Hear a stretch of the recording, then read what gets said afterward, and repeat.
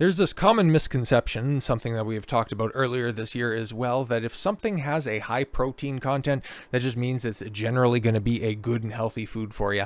Not entirely the case, because excess protein in your diet, if it ends up being the biggest piece of your micro or macronutrient pie, that's actually going to be hard on a couple of your internal organs. Now, of course, I'm never, ever, ever going to tell you that an abundance of protein is going to be bad for you. I would say it's probably better to err on the side of a little bit more than a little less, especially when you're taking into account the other macronutrients, carbohydrates, and fats as well. If you're going to indulge in one, indulging in more protein is probably overall, depending on the sources that you're getting it from, probably the best thing for you. But what are you getting wrong about high protein products and ones that are better than you think? So yes, there is a way to suss out what is good for you, what is bad for you, what is neutral, and what is a scam. So as part of the research for this piece, I went to a supermarket, talking about the author here, one Harry Bullmore, after all, and the number of products with high protein on their packaging. A few aisles in, I realized the scale of the task ahead. I wasn't looking for whole foods naturally high in protein, but rather foods that have been engineered to have higher protein total. By the end, I'd accrued an extensive list, including crisps, cereal, cheese, chocolate bars, yogurt, noodles, bread, ready meals, milkshakes, pasta, and pizza. A food that, while not a bastion of health, is pretty high in protein anyways. Yeah, exactly. But are all these high protein products really necessary? I mean, it's been the go-to that I've been going back to throughout this year. It's like, bro, they're putting extra protein in Pop-Tarts. And if you think that that's going to make a Pop-Tart healthy for you, I got news for you. So just the blanket statement, are high protein products good for you? Okay.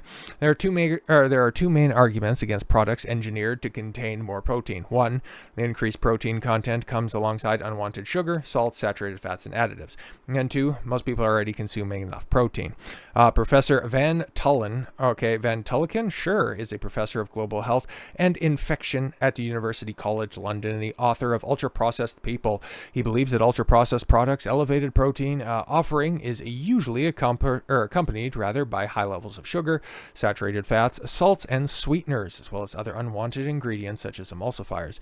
These products also often lack the fiber and nutritional goodness of whole food equivalents. So it's high protein whole food alternatives, a post-gym bowl of chicken soup and a glass of milk, or some hummus and pita bread. Really? Okay. Nicola Ludham-Rain, a specialist, a registered dietitian and author of How Not to Eat Ultra Processed, describes a phenomenon above as a health halo. Okay, so the health halo is where manufacturers draw the attention to one aspect of a product, in this case protein content, while completely distracting you from all other parts. For example, I once saw a packet of marshmallows that were high in sugar but said fat-free. Oh my god, you see the exact same stuff on all of the candy that's out there every single time.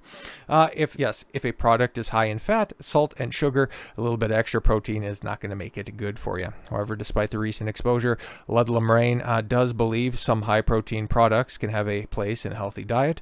There are functional products that are genuinely high in protein, about 20 grams per serving, and they're convenient for people who are on the go. If someone has just done a workout, and they're likely to have a better option than a chocolate bar or a packet of crisps, because protein does help with muscle repair. It's not a substitute for whole foods like chicken, eggs, or tofu, which are giving you other nutrients as well. My patients eat predominantly whole food diets, but when there's a gap when these products can be useful for people who struggle to meet their daily protein needs. Yeah, exactly, because there are some high quality energy bars or protein bars that are out there. There are some that are just filled with absolute crap, but there are a few that are decent. So long story short, the rest of this article, feel free to read it. Okay, it's a fairly extensive tome that we have out here.